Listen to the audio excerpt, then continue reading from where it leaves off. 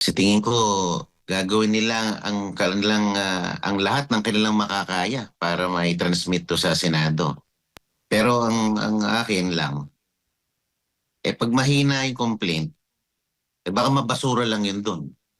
Baka walang kahihinatnan yung complaint na yan. Dapat dito pa lang sa Kamara, malakas na yan. Pag dito, questionable na yung reklamo, yung complaint na yan, I doubt if it will survive the scrutiny of the impeachment court.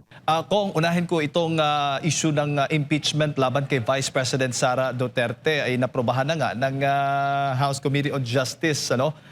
Sa tingin ho ninyo, ilang araw bago po ang nakatakdang botohan sa Mayo 11, may sapat na ho bang bilang ito para umusad itong impeachment complaint laban sa Vice Presidente? Hindi ko pa masabi, Edmar, no? Kasi, Jade po, Jade. Jade, kasi may mga nagpapahayag na nagtatawag ang House leadership na sinasabi nila kapag sila iboboto, yung mga projects nila i-hold. Yun ang sabi.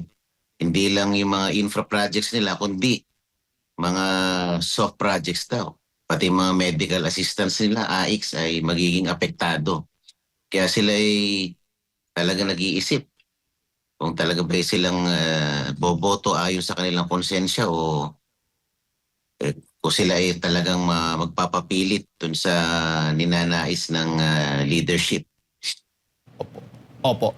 May mga kumakalat sa social media, Kong. Hindi ko alam kung monitor mo na may 15 kongresista ata ang nag-withdraw di umano na sumuporta dito nga sa resolusyon kaugnay nga dito sa impeachment ng Vice Presidente. Gaano ito ka-totoo, Kong? Oo nga, nakakita ako ng draft committee report or draft resolution na pinatatanggal yung 15 original signatories. Merong may katotohanan yon na talagang may mga nagdalawang isip na lumagda dyan sa committee report na yan.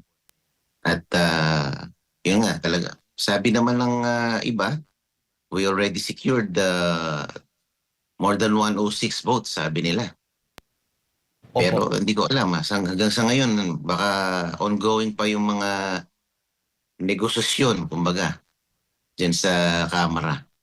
Opo. Sa inyo pong personal na pananaw, ano ho ba ang mabigat na issue na dapat timbangin, no? O dapat tingnan ng mga mambabatas bago po sila bumoto, paborman o hindi dito nga sa articles of impeachment laban kay Vice President Sara Duterte? Sa akin naman, kung matibay yung complaint na yan, kung talagang busog sa ebidensya, dapat hindi na kailangang takutin pa o puwersahin ang mga kongresista na wag bumoto. Kung talagang kung talagang smoking gun ika nga yung complaint, wala na dapat sapilitan, hindi ba? Ang lumalabas parang meron pang ganyang mga negosyasyong nagaganap. Kung overwhelming naman ang ebidensya, bakit kailangan pang may ganun? Meron pang mga pakiusapan na nangyayari, hindi ba? Opo. Pero ngayon ba, Kong, dyan sa Kamara, marami na bang naglilipatan at ano naman ang palagay mo doon sa itong naging pahayag po ng NUP kamakailan na hindi sila susuporta kapag walang sapat na ebidensya dito nga sa impeachment laban kay Vice President Sara Duterte. May mga issue din na o may mga balita na nagsisimula ng nagsilipatan yung mga mula sa ibang partido tulad na lamang itong Lakas, CMD, papunta sa NUP.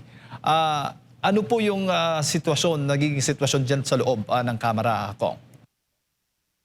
Ako nga, Jade, ako'y hindi halos lumiban sa mga impeachment proceedings at hearings. At naobserbahan ko na yung complaint na yon, pinutuhan nila na sufficient in form and substance at merong alleged sufficient grounds, sabi nila. Pero nung ito'y pinagbotohan nila, wala pa palang ebidensyang naka-attach. Doon pa lang sa hearing, doon pa lang nila hiningi yung mga ebidensya. Hindi, parang hindi tama yung ganun na isinumite mo na yung complaint, wala pa palang nakalakip na ebidensya. Doon pa lang sila maghahanap sa impeachment hearings. Tapos yung mga nagsalita doon, hindi naman naka-attach sa complaints. Opo. Pero sa tingin po ninyo, kung talagang tutuluyan ito, matutuloy itong marami ang papabor at uusad yan patungo sa Senado? Sa tingin ko, gagawin nila ang lahat ng kanilang makakaya para mai-transmit to sa Senado. Pero ang akin lang, pag mahina yung complaint, baka mabasura lang yun doon. Baka walang kahihinatnan yung complaint na yan. Dapat dito pa lang sa Kamara, malakas na yan. Pag dito, questionable na yung reklamo, yung complaint na yan, I doubt if it will survive the scrutiny of the impeachment court. Opo, opo. Bago ko ipasa kay partner Admar, kung ang kabilang kampo ay, alam mo na, nakikipag-usap doon sa iba pang mga kongresista na sumuporta, pabor sa impeachment, sa grupo naman po ninyo, meron din ho ba kayong mga kinakausap at kinukumbinsi, hinihikayat na dapat wag nang ituloy, wag nang pagbotohan, dapat manindigan sa prinsipyo at para sa bayan? Parang ganun po, Kong? Personally, ako, I do not campaign or lobby for it. Pero may mga nagtatanong lang naman. Nagtatanong, sabi nila, sa distrito ko, overwhelming, ayaw nila ng impeachment kay BP Sara. Pero siyempre, ako ang kumakatawan sa aking mga constituents, anong dapat kong gawin. Sabi ko, sundin mo kung ano yung sinasabi ng constituents mo.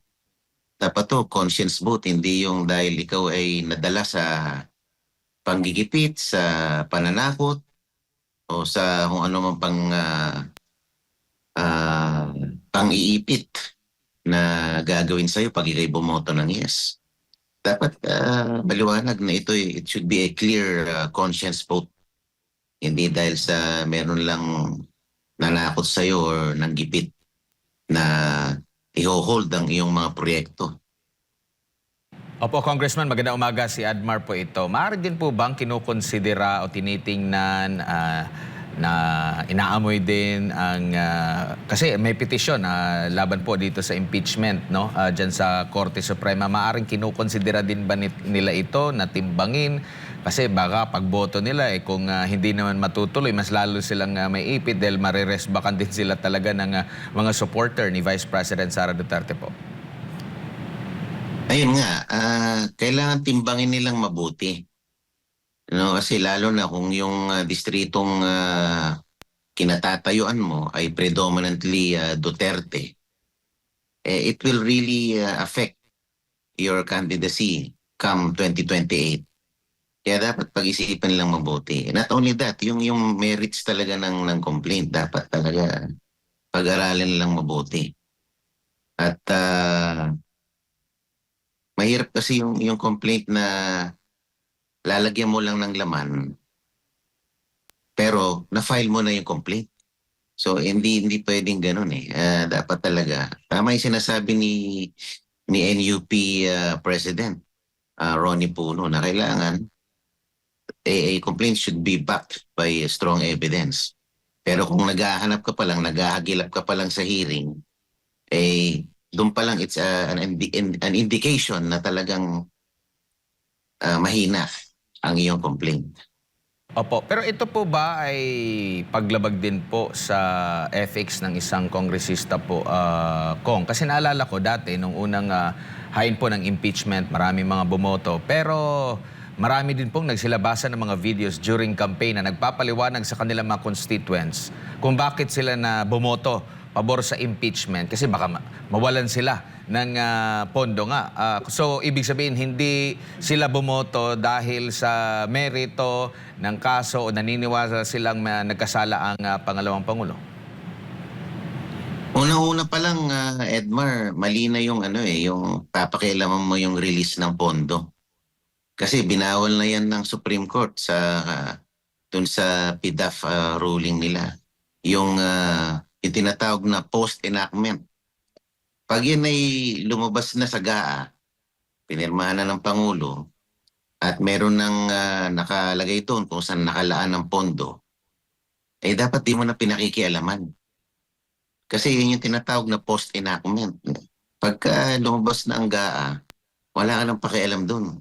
Kung ano ang nakatakda na kalalagyan ng pondo na yon, hindi mo na pwedeng galawin yon o ihinto ang pag-release nun. Kasi unconstitutional yun. Post-enactment ang tawag doon. Unlawful ang pakikialam mo sa pondo kapag ito ay lumabas na sa GAA. Doon pa lang, may mali na eh. Hino-hostage mo yung pondo para pang-arm twisting mo doon sa isang legislator. Eh, doon pa lang mali na. May mali na sa proseso.